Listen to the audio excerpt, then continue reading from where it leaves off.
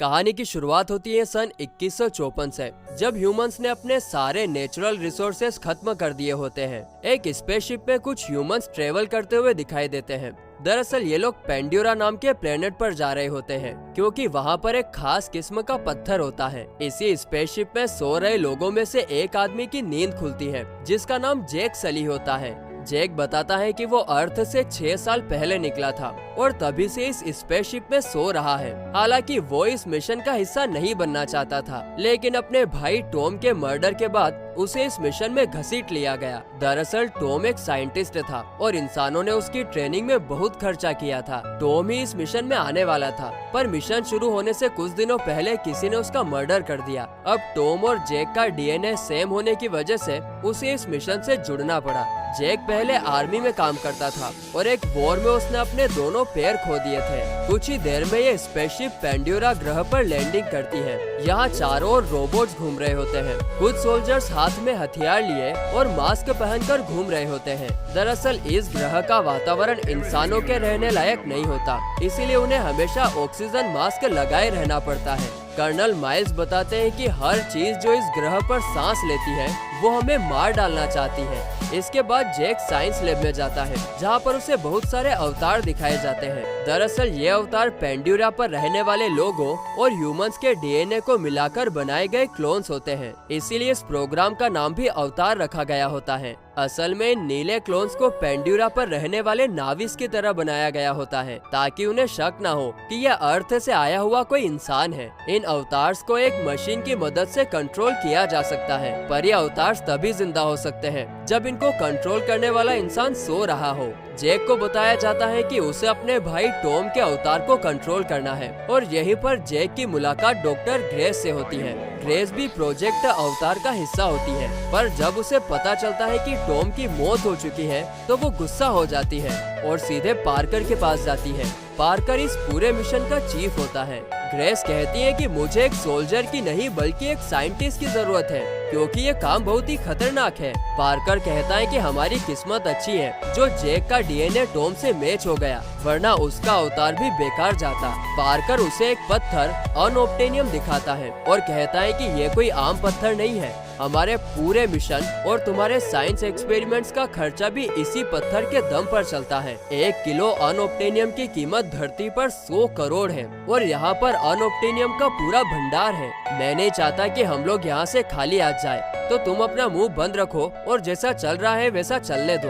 दरअसल अनऑब्टेनियम की मदद से ऊर्जा उत्पन्न की जा सकती है, जिससे धरती पर नेचुरल रिसोर्सेज की कमी को पूरा किया जा सके। इस इंसिडेंट के बाद जैक की ट्रेनिंग शुरू होती है और उसे पहली बार मशीन में भेजा जाता है। जब जैक की आंख खुलती है तो वो अपने भाई टॉम के अवतार के शरीर में होता है। जैक अपने पैरों पर खड़ा होकर बच्चे जैसा बिहेव करने लगता है और चारों ओर दौड़ने लगता है। कुछ समय बाद जैक वापस अपनी बॉडी में आता है और तब उसकी मुलाकात कर्नल माइल्स से होती है। कर्नल माइल्स कहते हैं कि तुमने बहुत सारी लड़ाइयों में हिस्सा लिया है और पक्का तुम एक बहुत ही सक्सेसफुल आदमी बनोगे। मैं चाहता हूँ कि तुम नाविस से जाकर मिलो और उनसे बात करो। तुम जितना ज्यादा टाइम उनके साथ बिताओगे वो उतना ही तुम पर ट्रस्ट करेंगे और हम अनऑब्टेनियम को निकालने में कामयाब होंगे। मिशन का चीफ यही चाहता है कि तुम जाकर उन लोगों को वहाँ से हटा दो ताकि हम अनऑब्टेनियम निकाल सकें। हमारे पास सिर्फ 3 महीने हैं, वरना हमें मजबूरन उन लोगों पर हमला करना पड़ेगा और बहुत बड़ी वॉर शुरू हो जाएगी। माइल्स जैक को मिशन पूरा करने के बदले उसकी टांगे ठीक कराने का वादा करता है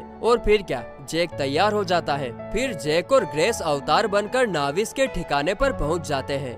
ये एक बहुत बड़ा जंगल होता है, यहाँ अजीबोगरीब पेड़ पौधे और जानवर होते हैं। जैक कुछ बड़े बड़े फूलों को देखता है और उन्हें छूने की कोशिश करता है, पर छूने से पहले ही सारे फूल मुरझाकर गायब हो जाते हैं और एक बड़ा सा जानवर उन पर हमला कर देता है। जैक बहादुरी दिखाता है और वहीं पर खड़ा हो जाता है। वो जानवर भी वहीं रुक जाता है और जैक को लगता है कि उसका आइडिया काम कर गया, पर असल में वहाँ अब जंगल का सबसे खूंखार जानवर आ चुका होता है। इसकी भनक लगते ही जैक वहाँ से दुम दबाकर भागता है और जैसे तैसे एक झरने में कूदकर अपनी जान बचाता है। लेकिन अब जैक अपनी टीम से अलग हो चुका होता है। ग्रेस और टीम उसको ढूंढने की बहुत कोशिश करते हैं, पर उन्हें कोई सुराग नहीं मिलता। एंड में उन्हें लगता है कि इस भयानक जंगल में जैक का बचना नामुमकिन है और वो लोग भी वापस अपने बेस पर लौट जाते हैं। जैक जंगल में भटक रहा होता है और तभी एक फीमेल नावी जिसका नाम नेतिरी होता है वो जैक पर अपने तीर से हमला करने जाती है, पर वो तीर चला सके उससे पहले एक फूल आकर बैठ जाता है और नेतिरी उसकी जान बख्श देती है। रात में भी जैक अपनी जान हथेली पर लिए भटक रहा होता है और तभी जंगली कुत्ते उस पर हमला कर देते हैं। नेतिरी वहां आकर जैक को बचा लेती है, पर इस फाइट के कारण कुछ कुत्तों की मौत हो जाती है, जिसकी वजह से नेतिरी गुस्सा हो जाती है। जैक उससे बात करने की कोशिश करता है, पर नेतिरी उसे गुस्से में कहती है कि तुम्हारी वजह से मुझे इन मासूम कुत्तों की जान लेनी पड़ी। यह सुनकर जैक उससे कहता है कि तुम मुझे लड़ना सिखाओ ताकि मैं खुद की जान खुद बचा सकूं। अचानक वापस उड़ते हुए फूल उसके शरीर पर आकर बैठ जाते हैं और ये देखकर नेतिरी उसे अपने साथ अपने कबीले में ले जाती है। नेतिरी अपने कबीले के सरदार की बेटी होती है। एक अजनबी को देखकर कबीले के लोग उस पर हमला करने बढ़ते हैं, पर उनके आसपास के जीव ही उन्हें रोकने लगते हैं। नेतिरी की माँ, जो कि एक स्पिरिचुअल गुरु होती है, वो नेतिरी को इजाजत दे देती है कि तुम जैक को लड़ने की कला सिखा सकती हो। जैक अपने अवतार रूप में सो जाता है और असली जैक के रूप में उठता है।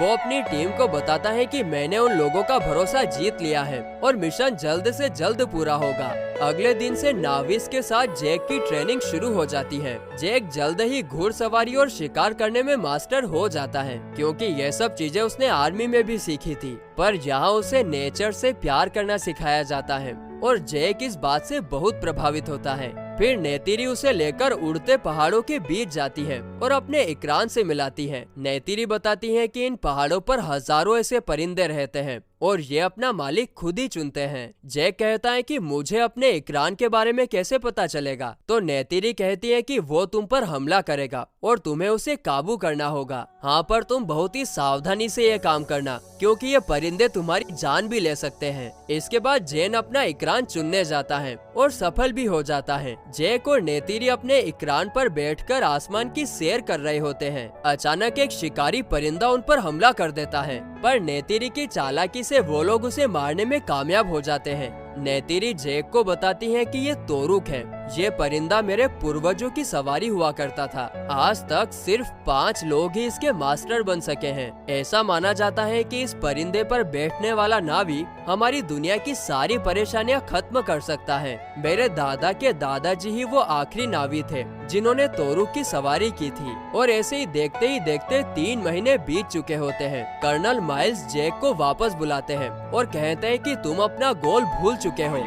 जैक कहता है कि नहीं, ऐसा नहीं है, बस कल वो लोग एक सेरेमनी रखेंगे जिसके बाद मैं उनके कबीले का हिस्सा बन जाऊंगा। उसके बाद मैं सभी नाविस को उस जगह से हटा दूंगा। माइल्स उसकी बात को मान लेता है। अगले दिन सभी नावी जैक को एक्सेप्ट कर लेते हैं और नेतिरी जैक को उस जगह ले जाती है जहाँ पर उनके पूर्वजों की आत्माएं रहती है।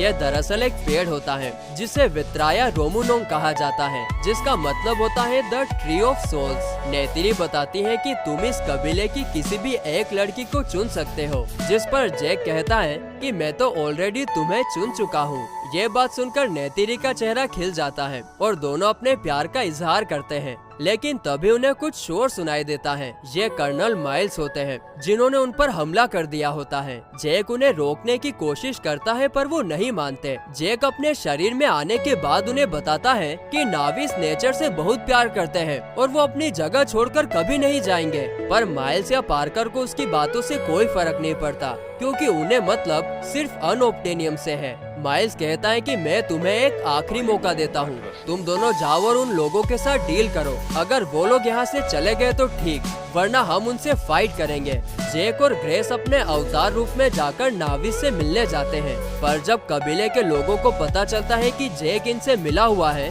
तब वो सभी गुस्सा होकर जैक और ग्रेस को कैद कर लेते हैं। नेतिरी भी अपने साथ हुए धोखे को बर्दाश्त नहीं कर पाती और रोने लगती है, लेकिन तब तक कर्नल माइल्स हमला कर चुका होता है। नाविस भी अपने तीरों से उन पर हमला करते हैं, पर गोलियों और बॉम्ब्स का मुकाबला नहीं कर पाते। माइल्स उन पर बॉम्ब गिरा देता है, जिसकी वजह से पूरे जंगल में आग लग जाती है। सभी नाविक अपनी जान बचाकर भागने लगते हैं। नेतिरी की मदर जैक को कैद से आजाद कर देती है और कहती है कि तुम एक अच्छी आदमी हो, इसलिए हो सके तो हमारी मदद करो। कर्नल माइल्स उनके सबसे प्यारे पेड़ यानी द ट्री ऑफ सोल्स पर भी बॉम्ब गिरा देता है, जो देखकर नाविस बहुत दुखी हो जाते हैं। इस फाइट के बीच नेतिरी के पिता की भी मौत हो जाती है। अब नाविस भी इंसानों की जान के दुश्मन बन जाते हैं। पार्कर और माइल्स ऑर्डर देते हैं कि जैक और ग्रेस को उठाकर बंदी बना लिया जाए, पर एक पायलट जो मासूम जीवों की हत्या से दुखी होती है, वो वहाँ आकर उन्हें बचा लेती है। वो लोग भागने में कामयाब तो हो जाते हैं,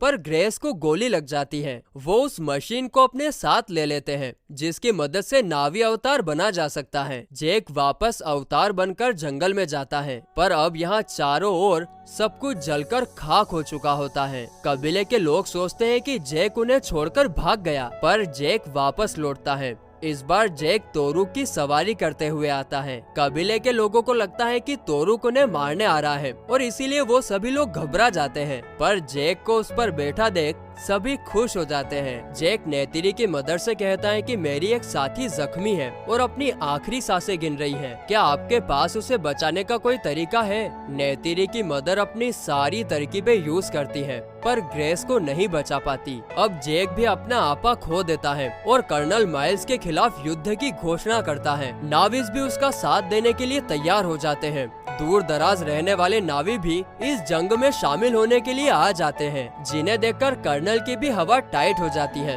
लेकिन वो जानता है कि तीरों से बॉम्ब का मुकाबला नहीं किया जा सकता। जैक को नेचर पर विश्वास होता है, इसीलिए वो फिर से सोल ट्री के पास जाता है और इस जंग के लिए मदद मांगता है। माइल्स हमला कर देता है और इस बार एयर फोर्स लेकर आता है। इक्रांस फाइटर जेट्स का बेखौफ अंदाज से मुकाबला करते हैं, लेकिन बुलेट से बचना नामुमकिन साबित होता है। फाइटर में नेतिरी का इक्रान घायल हो जाता है और कबीले के नए सरदार की भी मौत हो जाती है। लेडी पायलट कर्नल माइल्स के एयरक्राफ्ट पर हमला करने जाती है, पर माइल्स उसका प्लेन भी गिरा देता है। कर्नल माइल्स अब सोल ट्री की तरफ हमला कर देता है ताकि वो नाविस पर कंट्रोल कर सके। नेतिरी काफी घबरा जाती है, पर इससे पहले कि सोल ट्री को गिरा सके, जैक की प्रेयर एक्सेप्ट हो जाती है। आसमान से बहुत सारे क्रिएचर्स माइल्स की सेना पर हमला कर देते हैं। इन क्रिएचर्स पर गोलीबारी का भी कोई असर नहीं होता। जैक बॉम्बर जहाज पर हमला करके उसे गिरा देता है। अब जैक माइल्स के जहाज पर हमला करके उसे भी तबाह कर देता है, लेकिन माइल्स टाइम रहते जंप लगा देता है और उसकी जान बच जाती है। अब माइल्स एक रोबोट सूट पहनकर आगे बढ़ने लगता है और बीच जंगल में उसे वो मशीनें दिखाई देती है, जिसमें जैक इंसानी रूप में सो रहा होता है। माइल्स अटैक करके जैक के इंसानी रूप को मारने जाता है,